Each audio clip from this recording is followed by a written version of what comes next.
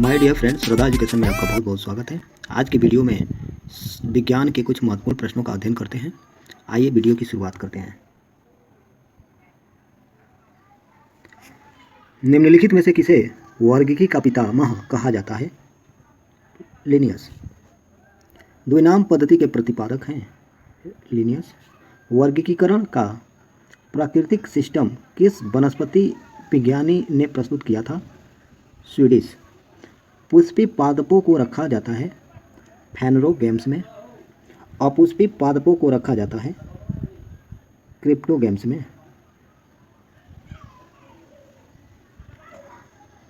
वर्गीकरण की आधारीय इकाई है स्पीसीज। हाइड्रोफाइट्स होते हैं जली पौधे में। द्विनाम पद्धति का अभिप्राय है पौधों के नामों को दो शब्दों में लिखना जो बताते हैं उसके वंश तथा जाति। जिन पौधों पर बीज बनते हैं किंतु पुष्प नहीं लगते वे पौधे कहलाते हैं अनावृत बीजी पौधे। जीवाणु की खोज किसने की थी? लुएनहाक। जीवाणु से संबंधित निम्न कथनों में कौन सही है? अधिकांश जीवाणु विविध पोषी होते हैं किंतु कुछ स्वपोषी होते हैं। जीवाणुओं को पौधे माना गया है क्योंकि इनमें कठोर कोशिका भित्ति होती है।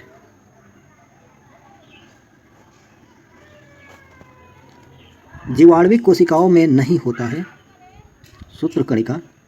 जीवाणुओं की साधारण आकृति क्या होती है? छड़ रूपी। जो जीवाणु आकार में सबसे छोटे होते हैं वे कहलाते हैं गोलाणु। एक गोल जीवाणु कहलाता है कोकस। वास्तविक केंद्रक किसमें अनुपस्थित होता है? जीवाणु में। निम्नलिखित में से कौन सर्वाधिक संख्या में पाए जाते हैं? जीवाणु। बैक्टीरिया में पाया जाने वाला प्रकाश संश्लेषी आशय कहलाता है वर्णकिल्वक। पाश्चर प्रसिद्ध है रोगों की जर्म थ्योरी के लिए। निम्न में से सबसे छोटा जीव है माइक्रोप्लाज्म।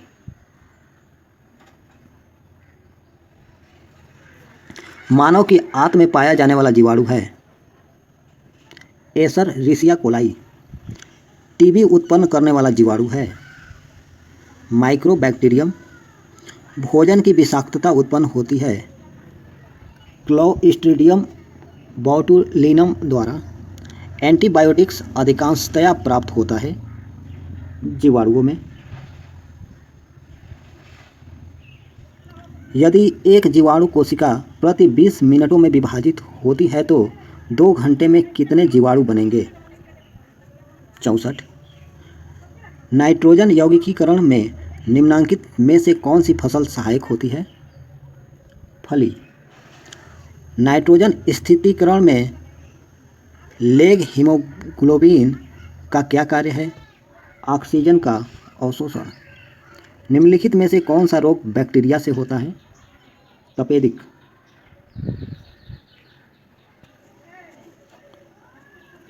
मृदा में धान की पैदावार बढ़ाने वाला मुक्त जीवित जीवाणु कौन सा है? एनाबिना। प्रशीतन खाद्य परिरक्षण में मदद करता है जैव रासायनिक अभिक्रिया की दर को कम करके। दही जमाने में निम्नलिखित में से किस सूक्ष्म जीव का प्रयोग किया जाता है? लैक्टोबैसिलस। निम्नलिखित में से किसके द्वारा दूध खट्टा होता है? बैक्टीरिया। दूध के दही के रूप में जमने का कारण है लैक्टोबैसिलस। निम्न में से कौन सा सहजीवी नाइट्रोजन यौगिकीकरण जीवाणु है? राइजोबियम। सर्वप्रथम विषाणु की खोज किसने की थी? इवानोव्स्की। विषाणु माने जाते हैं सजीव और निर्जीव के बीच का एक ट्रांजिशनल ग्रुप। निम्नलिखित में से किसमें एंजाइम नहीं होता है? विषाणु। टीएमवी शब्द संबंधित है विषाणुओं से। हाइड्रोफोबिया रोग उत्पन्न होता है विषाणु के द्वारा। कुत्ते के काटने से जिस विषाणु के द्वारा घात रोग उत्पन्न होता है कहलाता है कुत्ते के काटने से हाइड्रोफोबिया रोग। चेचक के लिए टीके का विकास किसने किया था? एडवर्ड जेनर ने। विषाणु वृद्धि करता है जीवित कोशिका में। विषाणु निर्जीव माने जाते हैं क्योंकि ये क्रिस्टलाइज हो सकते हैं। एंजाइम अनुपस्थित होते हैं विषाणुओं में। एड्स का कारण है T4 लिम्फोसाइट की कमी। सार्स क्या है? विषाणु जनित रोग। खसरा निम्नलिखित संक्रमण के कारण होता है। विषाणु। निम्नलिखित में से कौन सा रोग विषाणु के द्वारा होता है? चेचक। जंतुओं में होने वाली फुट एंड माउथ रोग किसके कारण उत्पन्न होती है? विषाणु के द्वारा। आलू में मोज़ेक रोग का कारण तत्व है विषाणु। शैवाल विज्ञान किसका अध्ययन है? शैवाल का। शैवालों की कोशिका भित्ति किसकी बनी होती है? सेल्यूलोज की। हाइड्रा का स्राविक कोशिकाओं में कौन सा सहजीवी शैवाल मिलता है? यूक्लोरेला। सरगासो समुद्र का नाम पड़ा शैवालों के कारण। गलगंड रोग से बचा जा सकता है और कुछ समुद्री खरपतवार खाने से इसका इलाज हो सकता है क्योंकि इनमें प्रचुर मात्रा में होता है आयोडीन। किस शैवाल से आयोडीन प्राप्त होता है? लैमिनेरिया। केल्प प्राप्त होता है समुद्री शैवाल से। निम्नलिखित में से कौन सा स्वपोषित है? शैवाल। निम्नलिखित में से कौन सा एक जीव चावल की फसल के लिए जैव उर्वरक का कार्य करता है? नीलहरित शैवाल। अंतरिक्ष कार्यक्रमों में ऑक्सीजन की आपूर्ति को नियंत्रित करने के लिए प्रयुक्त किए जाने वाले एक कोशिकीय शैवाल का नाम है क्लोरेला। लाल सागर का लाल रंग किसकी उपस्थिति के कारण होता है? शैवाल। एगार एगार किससे तैयार होता है? शैवाल। वनस्पति जगत के गैर हरित विषम पोषित पौधे कौन होते हैं? फंजाई। कवकों की कोशिका भित्ति किसकी बनी होती है? काइटिन व हेमीसेल्यूलोज। कवकों द्वारा रिजर्व भोज्य पदार्थ किस रूप में संचित होते हैं? ग्लाइकोजन के रूप में। सभी कवक सदैव होते हैं विविध पोषी। वृक्षों की छालों पर उगने वाले कवक कहलाते हैं कार्टिकोलस। गोबर पर उगने वाले कवक कहलाते हैं क्रोपोफिलस। निम्न में से किसमें क्लोरोफिल नहीं होता है? कवक। आलू का लेट ब्लाइट उत्पन्न होता है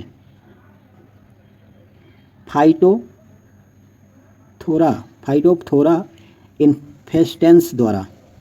डबल रोटी के निर्माण में काम आने वाला कवक है साइक्रोमाइसिस सेरेविसी।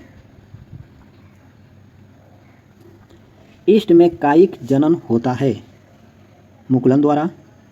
निम्नलिखित में से कौन खाने योग्य कवक है? एगैरिकस। एलएसडी किससे प्राप्त होता है? कवक से। विस्तृत स्पेक्ट्रम प्रतिजैविक किससे उत्पन्न होता है? स्ट्रेप्टोमाइसिन को किसने पृथक किया? वॉक्समैन।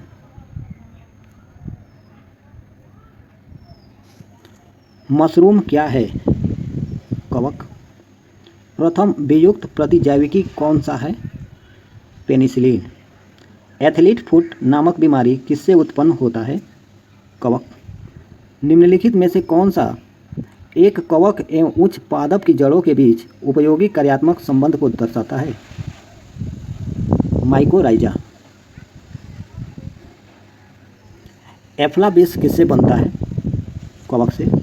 डबल रोटी के निर्माण में किस कवक का प्रयोग किया जाता है? साइक्रोमाइसिस। लाइकेन जो एक नग्न चट्टान पर भी पारिस्थितिक अनुक्रम को प्रारंभ करने में सक्षम है, वास्तव में किसके सहजीवी साहचर्य है? शैवाल और कवक। निम्नलिखित में से क्या SO2 प्रदूषण का सर्वोत्तम सूचक है? लाइकेन। पेड़ों की छालों पर उगने वाले लाइकेन को क्या कहा जाता है? कार्टिकल्स। चट्टानी स्तरों पर लाइकेन विकास को क्या कहते हैं? सेक्सिकोल्स। जापान में लोग किस लाइकेन को सब्जी के रूप में खाते हैं? एंडोकार्पन। मिर्गी की औषधि किस लाइकेन से प्राप्त होती है? परमेलिया। वनस्पति जगत में निम्नलिखित में से किसको जल स्थल चर कहते हैं? ब्रायोफाइटा।